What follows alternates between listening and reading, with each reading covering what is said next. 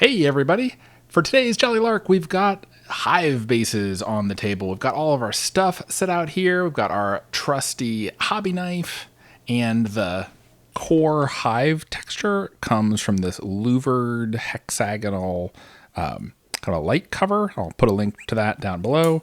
Got some gravel that we collected, Vallejo dark earth texture, a 60mm base to go underneath the plague drones, some green stuff to make some creepy-crawly larva, and some skulls. So with all of our materials gathered, let's get started. So first step is to get some of this hexagonal material glued down onto the base. What you can use for this is just any sort of side cutters. This stuff is made from thin aluminum. It's helpfully already painted black, so paint sticks to it pretty well. And you can put your base on top of it or put it over the base and kind of map out what shape you want, and just clipping through the sides with some side clippers. This clips very easily and quickly, and you can just kind of cut through, make a few random shapes, and you end up with something like that. You can cut some little pieces, some littler pieces, and with those you can kind of just arrange them on the base. I have this one be pretty hivey. So this is a little big, so you can cut out a section on the base and then use the base itself. It's easier to do with a little smaller section like that. So we've got a little section of the hex material on the base. We can supplement it with some little smaller pieces if we want. Now, straight out, this stuff looks kind of machined. It's a little too perfect. So what I'm going to do is bash it up a little bit. You'd use whatever. I think this wooden end of this sculpting tool works well. Just kind of pounding this a bit, kind of roughing up some of the edges, bending it, kind of roughing up the, just kind of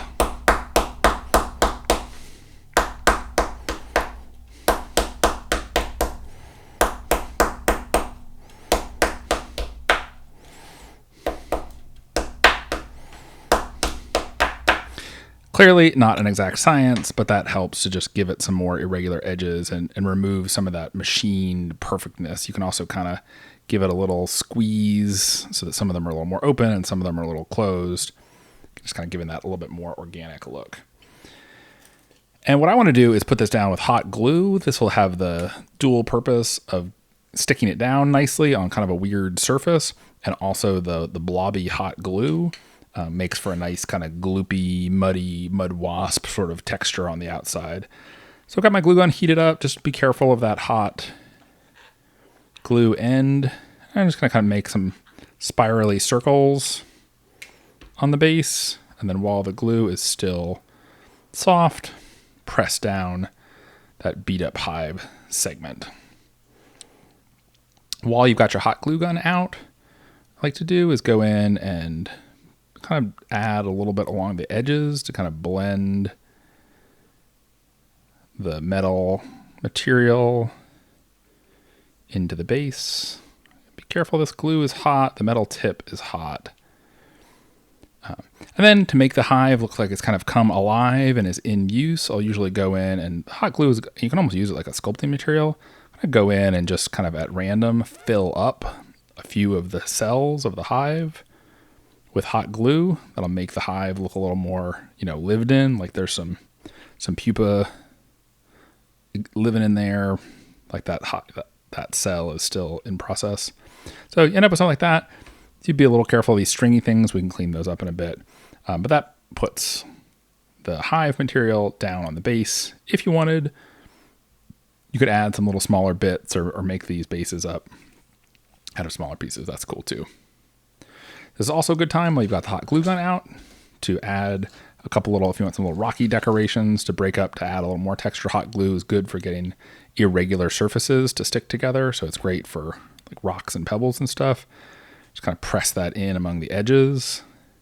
Having just a couple little small pieces of gravel will help sell the story and just kind of break the base up a little bit. We'll add some more texture in a minute. But a couple of large pieces of gravel do a good job of making this a little more interesting. Just kind of around the edges here. I'll put that in among the hive. Yeah, I think that looks cool. We'll let the hot glue fully dry and solidify, and then finish it up. All right, once you've got your hot glue dry here, you can see it gets kind of a little bit of a milky texture. It's cool to the touch. You're ready to move on to the next stage. If you're using a hot glue gun regularly and your hot glue gun does not have an on-off switch, I really recommend buying one of these little plug switches. It's a lot easier than plugging and unplugging your hot glue gun. And you just can use that switch. I have it somewhere where I can reach with my foot, just kind of kick that switch to turn the hot glue gun off and on. I think this is much more convenient to leave your hot glue gun plugged in and just use this switch to turn it off and on if your glue gun doesn't have a switch on its own. All right, so next up, what we're going to do is add some texture to the base. I kind of want this whole base to look kind of gritty, kind of run down. And for this, you want to use your cheapest, really crappiest brush. This texture paste, really chews through brushes. Using it for this is often the last time I'll use a brush. So you get this in here, and I'm really kind of just looking to get this all over. I'm going to use this to add some thin, you don't want glops of texture on the hive portion, on the honeycomb portion, but you do want to add a little texture to it. You don't kind of try to lose the machined look to it. You'll still get the honeycomb look, but you get your brush in there, kind of smoosh it around, get some of that texture on the inside of the different cells. And that's going to give you the kind of natural organic look to get some of that grit in there. What it also does is thickens the walls a little bit, just kind of makes them look not quite so paper thin as they look straight. And the hot glue does a great job of keeping it all nailed down. It's pretty quick. I'm basically trying to keep the texture paste off the rocks there. If a little bit gets on, that's fine. Once you've got the hive all gooped up, kind of go around the edge and use a little bit of this texture paste, spackly sort of stuff to build up the edge, to kind of slope it up into the hive a little bit more. Like so. You can use this to thicker. It doesn't have to go. It can go on a thick or a thin layer. Kind of put some blobs and clumps of this on around the edge. And then because you're using such a crappy brush that probably has stiff, spread out bristles, I find that the texture paste gets a nicer texture if you kind of push down with the top of your brush a little bit, get rid of some of those brush strokes, and get a little more natural texture. So that's it for that. Now, once you've got some of this texture paste all over, I missed a little spot here.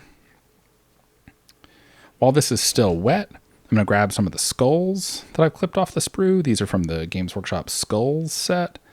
And I'm just going to kind of press those into the texture paste. Kind of scatter those about a little bit. Try to have them pushed in such that they're kind of face up. But if they get a little screwy, that's okay too. Put some next to each other. Looks cool. Almost like the big wasps have been feeding things to their young. So there's little skulls dotted in and around the hive.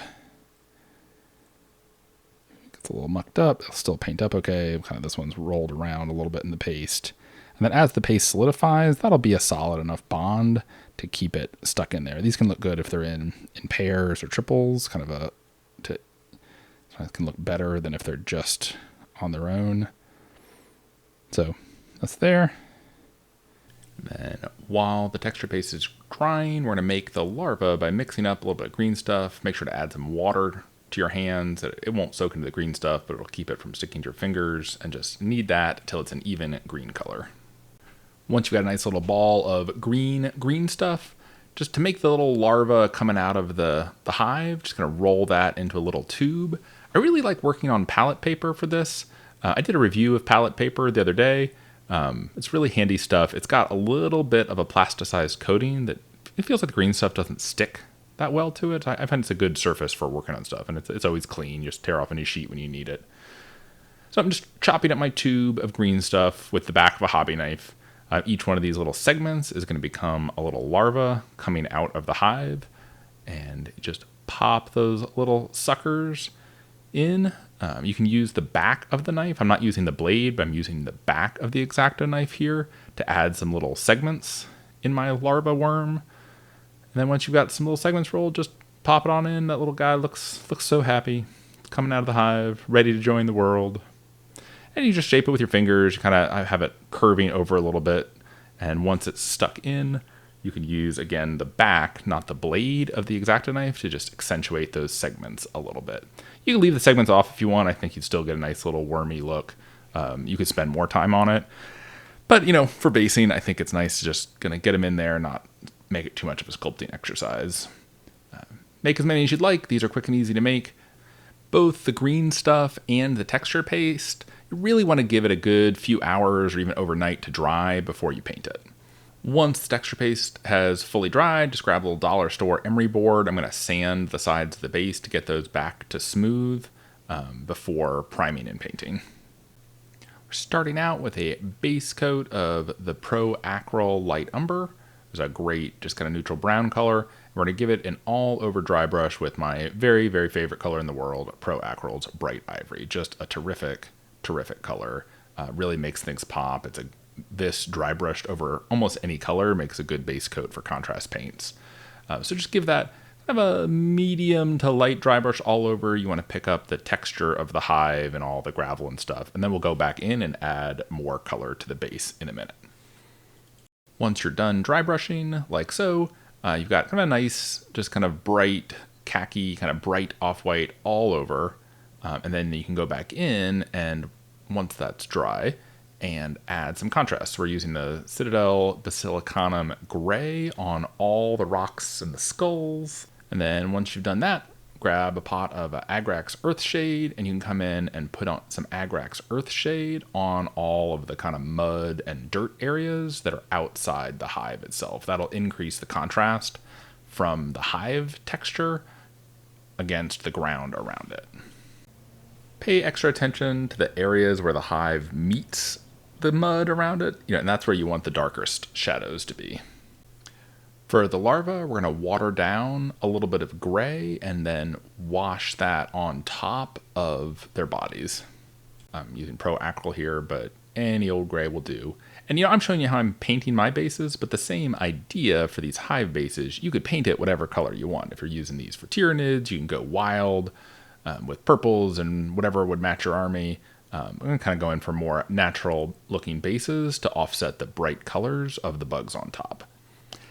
Next up is a quick highlight on the larva with the brightest white I've got, which in this case is the Pro Acryl Bold Titanium White. It's a nice, very, very bright white, and this will use just a couple little strokes on the top of the larva to make them the brightest thing on the base. This can help highlight the little segments that we cut into them earlier, and just make them pop a little bit from the light hive that's around them. The bright white highlight really helps the larva pop off the base and it draws your eye to those. After that, for the skulls, they've already gotten a little bit of color on them so far, and then we'll give them a quick highlight with the Pro Acryl Ivory. You could use any bone or kind of off-white ivory color. And then once you've got the skulls picked out with a little ivory highlight, I've grabbed some Citadel Contrast Skeleton Horde, which is a nice kind of yellow-brown, and I'm going to use that to further differentiate all the colors outside the hive and make the hive stand out more. So just giving all of the texture outside the hive a quick thin coat. It doesn't really matter. You can glob it on, thin coat, whatever suits your fancy, but giving just the texture on the outside of the hive a layer of contrast to pull the brightness of the hive away from the mud around it. Then, as a final step, I'm going to give all of the larvae a quick coat of gloss medium to make them look extra shiny and a little bit gross. I'm doing this themed Nurgle army that's not explicitly Nurgle-y, and it's not full of pestilence and disease, but it is still Nurgle, and I still want it to have a little bit of that hint of ick that you associate with a Nurgle army. When you want some ick, reach for a bottle of gloss varnish. And then to finish off the rocks, I'm going to grab a little bit of a light gray. This is a Pro Acryl light gray, but whatever suits your fancy. With an old brush, just going to give this a quick dry brush on the upper surfaces of the rocks to bring out the texture a little bit. And, I'd be remiss if I didn't mention that the wooden painting handle I'm using is going to be Jolly Lark's first Kickstarter project, launching soon. So I'll put a link to that project page down below. And if you're interested in an affordable wood, made in the USA painting handle, I've been using it for a while. I found it really comfortable to use. And the key bit is that it's affordable enough to put one under all of your ongoing projects. So it's great if you're somebody like me who constantly has, 30, 40 or more miniatures that are assembled or half painted or being primed.